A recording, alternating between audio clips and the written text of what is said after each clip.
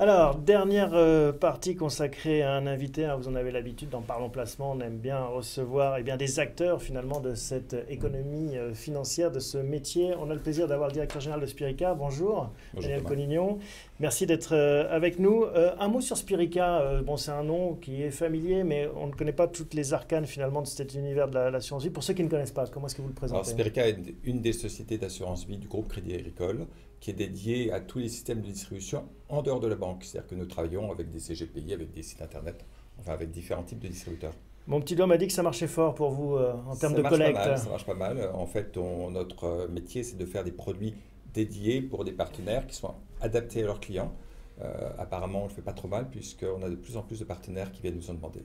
3 milliards 5 de fonds gérés, c'est bien ça, à l'heure C'est où on ça. se parle? C'est ça, avec une collecte cette année qui devrait être de très belle qualité, en forte croissance par rapport à l'année dernière. Oui, à 40% de hausse, 1 milliard, hein, c'est ça le chiffre? On devrait dépasser le milliard. On devrait dépasser le milliard. Alors, voilà pour Spirica, ce qui intéresse ceux qui regardent cette émission en particulier, c'est de savoir combien va leur rapporter leur fonds euro cette année. C'est un vrai sujet chaque année, hein, à l'époque des fêtes. C'est la question d'époque. Ouais. Alors, vous savez tous que les taux des OAT, enfin de l'ensemble des emprunts, alors, même si de temps en temps on peut faire un petit peu de high yield, on en a parlé tout à Ouais. l'heure, mais en tout cas les taux des emprunts ont très fortement baissé et comme par définition l'essentiel d'un fonds euro, ce sont des emprunts que les assureurs achètent, en particulier de l'AOT ou des emprunts bien notés, fatalement le rendement moyen des placements de l'assureur baisse et donc la participation au bénéfice qui sera distribuée aux assurés va baisser elle aussi. Jonathan, hein, c'est quelque chose qu'on anticipait, cette baisse finalement des rendements sur les fonds euros traditionnels, voilà, était attendue. Elle est mathématique en fait, puisque effectivement chaque année ils doivent renouveler une partie de leur stock d'OAT à des taux plus bas. Donc c'est inéluctable et ça continuera à baisser encore dans les prochaines années. Daniel Collignon, on peut mettre un chiffre sur cette baisse cette année? Cette année, je pense que la baisse des rendements des fonds euros sera comprise entre 0,3 et 0,5%, Ce qui va nous amener dans quelles eaux? ce qui amènera quelque part entre 2 et 2,50, ce qui reste très confortable par rapport à une inflation qui est nulle. Et avec une inertie à la baisse qui devrait se poursuivre? Malheureusement, sauf remontée des taux que l'on n'attend pas forcément à court terme, la baisse va se poursuivre. Et si jamais les taux devaient rester au niveau où ils sont actuels, les taux de participation au bénéfice dans 3-4 ans seraient entre 1 et 1,50. Bon, c'est tout l'enjeu hein, justement de cette discussion, c'est comment est-ce que dans un contexte où mécaniquement, on l'a compris, les rendements classiques devraient baisser, on essaye quand même de se donner une petite poire pour la soif, on essaye de garder quand même un peu de dynamisme. Quelle est votre approche chez Spirica? Très clairement, on essaye de marier un meilleur rendement que ce qu'on attend sur les fonds euros en cherchant à minimiser le risque. Aujourd'hui, un des types de placements qui nous paraît particulièrement intéressant, c'est tout ce qui tourne autour de l'immobilier, puisque compte tenu de la baisse des taux, les valeurs des biens immobiliers se maintiennent bien et les rendements sont encore entre 4 et 5%. Quand vous dites immobilier, ça prend quelle forme dans une enveloppe d'assurance vie? Alors, il y a une forme qu'on apprécie particulièrement, qui est la SCPI, qui aujourd'hui peut servir d'unité de compte. On a aussi l'immobilier dans nos fonds euros, mais c'est un autre sujet.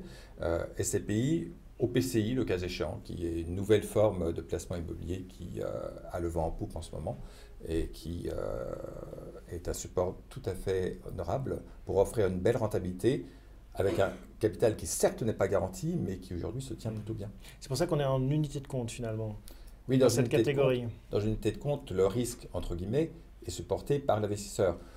Comme on sait bien qu'il n'y a pas de performance sans risque, on essaye de trouver la meilleure adéquation entre les deux. Ça peut revêtir aussi d'autres formes, d'autres catégories à l'immobilier. On peut parler aussi de private equity, d'infrastructure. Alors, très clairement, l'immobilier nous semble un placement intéressant. Aujourd'hui, on l'a donc autant en SCPI comme unité de compte pour nos clients. On l'a dans nos fonds euros classiques. On l'a aussi un fonds euro dit à allocation long terme sur lequel on essaye de manier une rentabilité à moyen terme assortie de contraintes de liquidité qui sont un peu plus sévères que sur un fonds euro lui-même.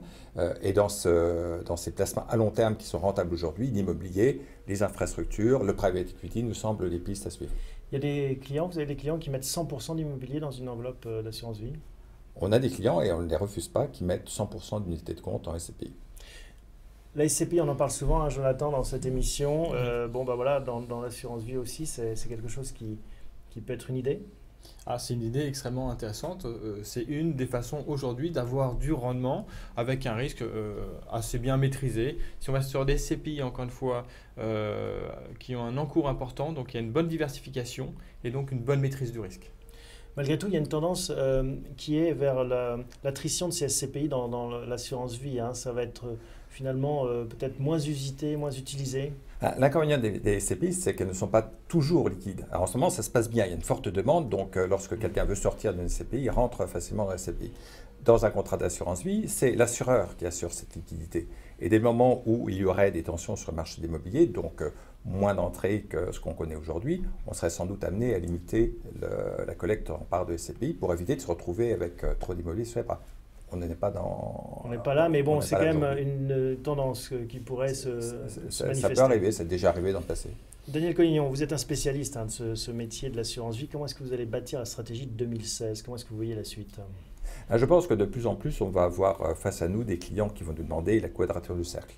C'est-à-dire une meilleure rentabilité tout en ayant un capital, alors certes pas garanti, mais dont le pouvoir d'achat puisse être conservé à moyen terme. Mais c'est nouveau ça, non? Ils ont toujours voulu ça, pas de risque et du rendement. Non, avant il y avait le fonds euro. Le fonds euro est extraordinairement rentable. Tout le monde restait sur cette logique-là.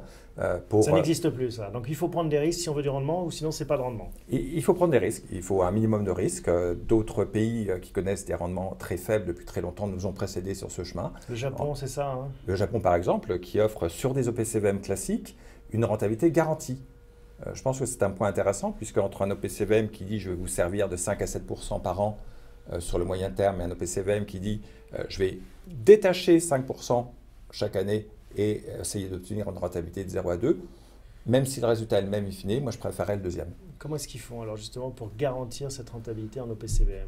Dès le moment où on garantit une rentabilité sur un OPCVM, ça veut dire qu'on ne garantit pas le capital par définition, puisqu'on ne peut garantir la totalité. Ça veut dire simplement que les bonnes années, il y aura un peu de capital qui sera constitué en plus, les mauvaises années, les 5% mordront un peu sur le capital, et que si le gérant est de bonne qualité, sur le moyen terme, on devrait arriver grosso modo à maintenir ce capital.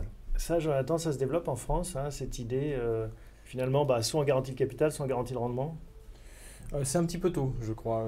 Aujourd'hui, effectivement, on cherche du rendement, mais les clients sont quand même très sensibles à garder quand même leur capital. Qu'est-ce que vous voyez d'autre arriver dans les mois qui viennent, l'année prochaine? Alors, je pense que tout ce qui est allocation d'actifs va prendre de plus en plus d'importance. On est dans un monde où la performance est de plus en plus difficile à obtenir par la sélection de valeur. Donc, il y a de très bons gérants, mais il y en a d'autres qui sont un petit peu moins bons. Et tant qu'à faire, plutôt que de s'embarquer dans des gestions qui ne visent qu'à battre l'indice et qui ne le battent pas, autant acheter directement un ETF avec une bonne allocation derrière. Et ces allocations, elles doivent bouger beaucoup en fait. Est-ce qu'il y a une accélération finalement de ces rotations d'actifs? Non, pas forcément. On est dans une logique où justement il faut rester fidèle à l'allocation qu'on a définie. Alors je disais ETF, mais on peut faire aussi, on l'offre déjà de longue date, des allocations sur des OPCVM classiques. Parce qu'aujourd'hui, on constate qu'on cède au mouvement de panique.